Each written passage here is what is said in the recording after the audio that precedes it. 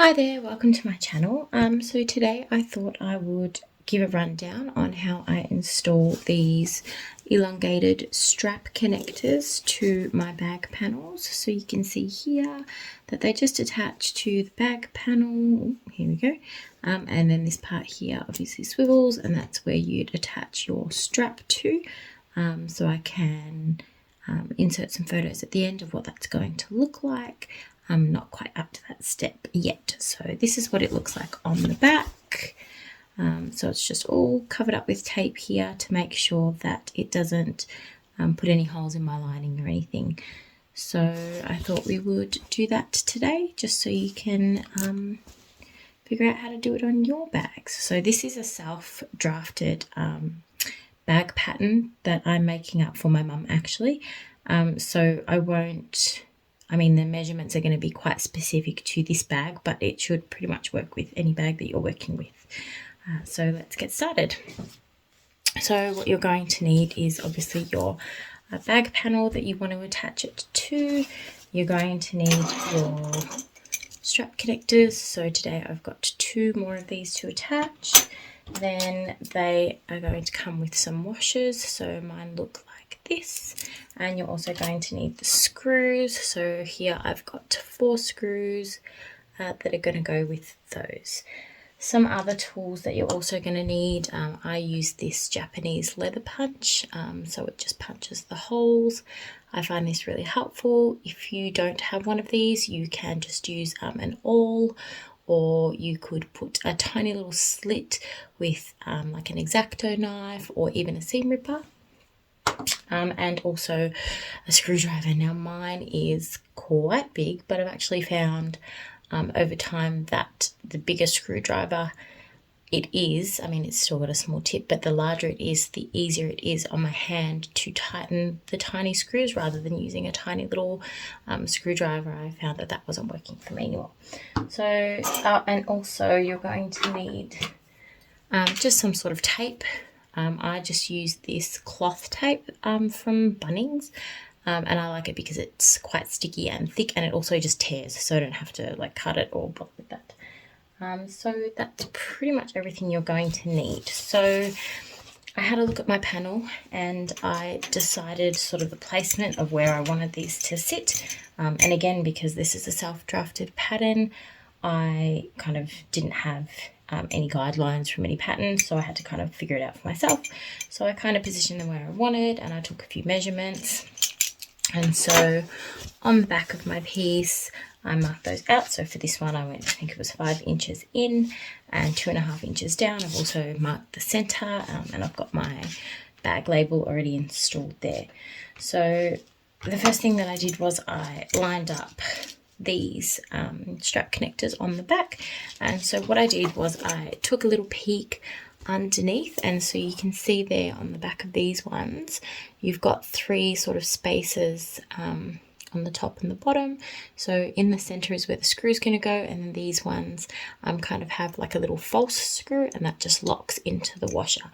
So I positioned that into the place that I wanted, and I kind of flipped it up a little bit, and where the holes for the screws lined up, I just made a little mark just so I know where the screw was going to sit, just to make sure that everything lines up nicely.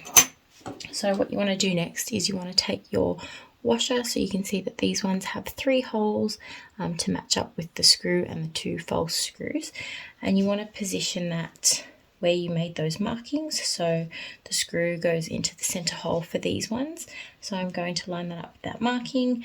And you can either take your pen, which is another tool that you might want to use, and mark those dots out and then punch your holes, but I find that my hole punch just goes straight into those holes. So what I'm going to do is, again, make sure that that's lined up exactly where I want it, and I'm just going to go ahead and punch those holes.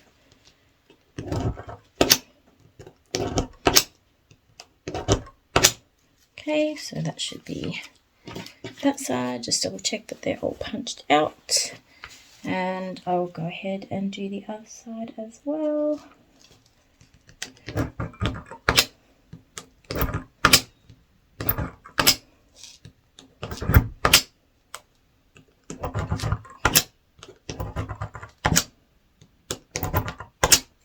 Okay, that should be that. So if you like, you can use them all and just double check that they have all poked through nice and cleanly. Sometimes if you've got layers of things that have glue on them, like double-sided tape, or in this case I've got foam interfacing, it doesn't get stuck. So what this is meant to do is it's meant to trap your sort of cutouts in here. And I also find that I don't clean mine out enough, so everything just kind of gets clogged. So just double check that those holes went through. Okay, so that's that. So now next what you want to do is you want to take your strap connector and pop it in from the front, and you want to just make sure that these holes line up with the markings or with the holes that we just punched out. So I'll just go and pop that in position. So put that up, that side, and that side. Get that out of the way. Okay, so once you can sort of feel that they've popped through there, I might try and zoom in for this part a little bit actually. Whoop, can't do that, that's okay.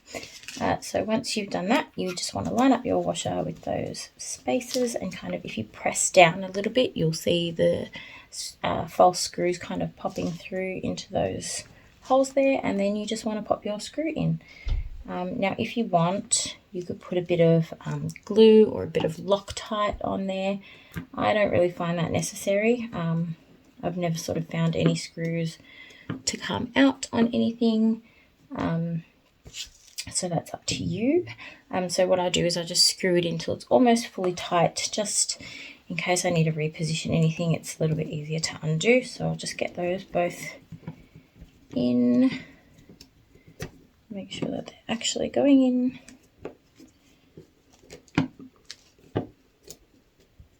There we go. And once I know that they're in properly all the way, I'll just give them last a little tighten, and then that's one installed. So I'll just go ahead and do the exact same thing on the other side.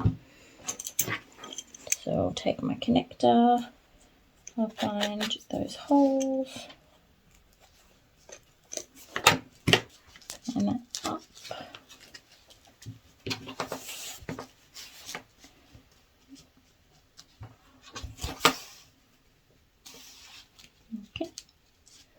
Now I can see here that there's a bit of material in the way, so just make sure that there's room for that screw. Pop on my washer, pop in my screw.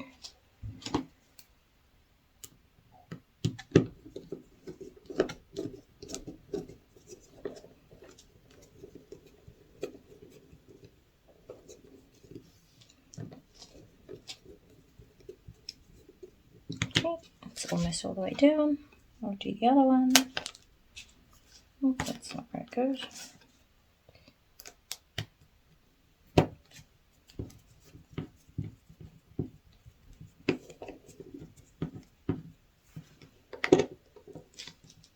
You can sometimes feel when it's not catching. There we go.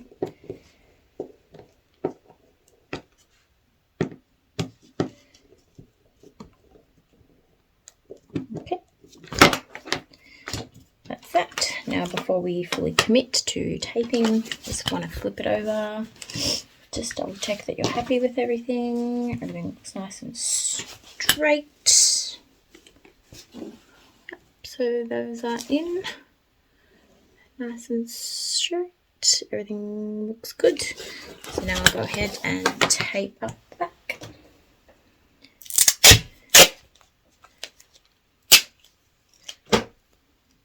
Now I know I said I don't have to cut this, but I feel it's unnecessary to use a whole piece on one side. So I'm going to go ahead and use my paper scissors to snip that in half.